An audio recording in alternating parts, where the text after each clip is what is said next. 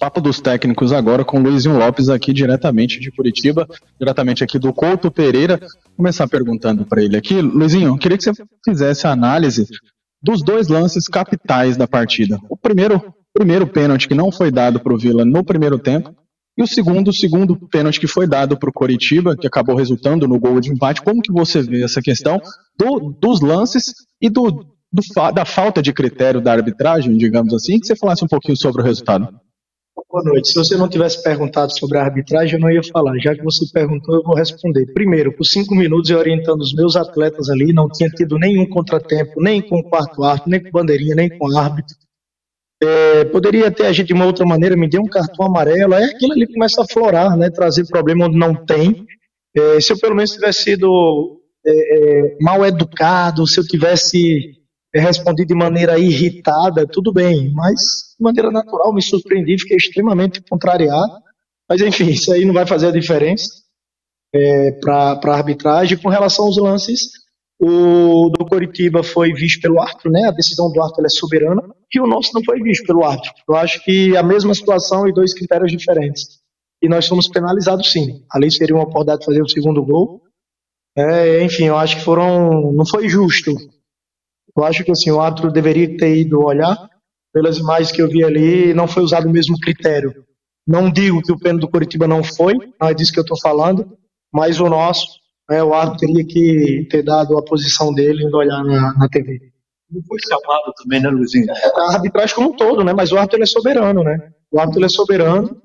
Então, os papéis estão invertidos, sabe? É lá de cima que decide o que está acontecendo no campo. O árbitro deixou de ser soberano, então, porque ele não decide dentro do campo, né? Isso está difícil com relação a essa questão do VAR, sabe? Eu não quero retirar aqui o gol do Coritiba, mas o nosso, da forma que foi, não foi visto de maneira detalhada, sabe? Detalhar o lance. E aí, no final dessa posição, pelo menos, acho que diminui um pouco dessa frustração. Mas, enfim, vamos para frente. Claro que não dá para esquecer esses dois fatos, mas falando um pouco sobre a atuação da equipe, como que você vê, principalmente em relação ao primeiro ou segundo tempo? Porque a gente viu uma diferença grande em relação à atuação da primeira parte e da segunda, tanto que o gol saiu logo no primeiro minuto, o Vila voltou com outro espírito, né?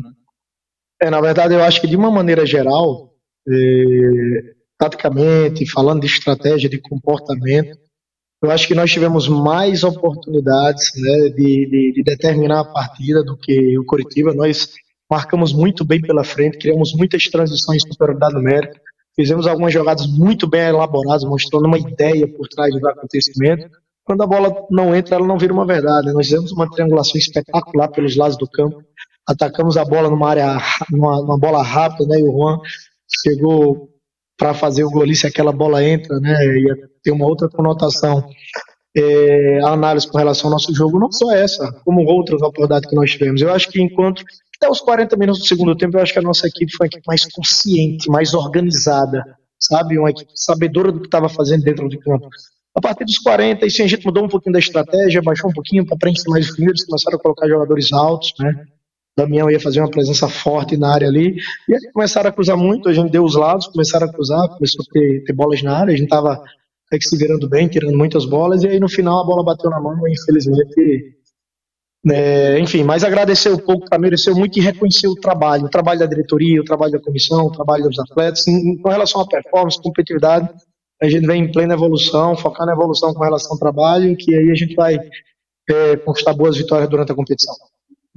A disposição física, o comprometimento são virtudes assim que te deixam mais seguro em relação a esse time chegar entre os 4 primeiros lá no final do campeonato?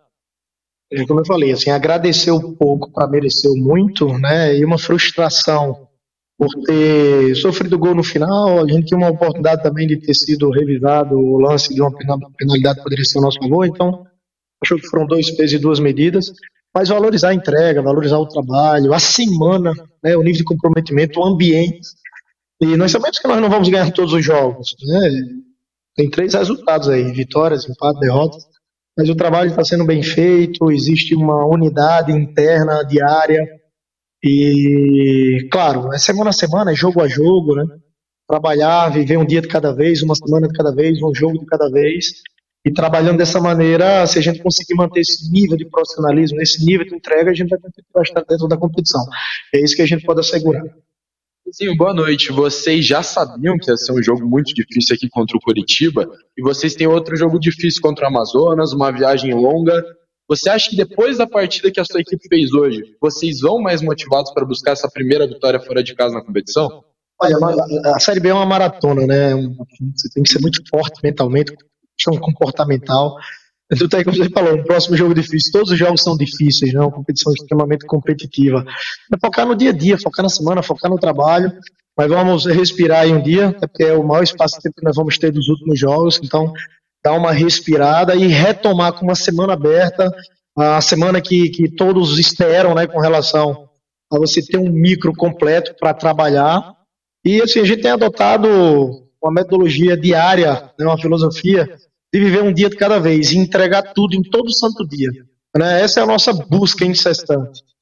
Na reapresentação, fazer o melhor treino no dia seguinte e para o jogo, para que a gente possa conseguir o melhor resultado possível. A gente volta a frisar, fica frustrado com o resultado, mas não com o trabalho e não com o desempenho, não com a entrega e não com o ambiente que nós estamos vivenciando. E aí, agora a gente dá continuidade nessa entrega diária, tanto comportamental como estratégica, enfim.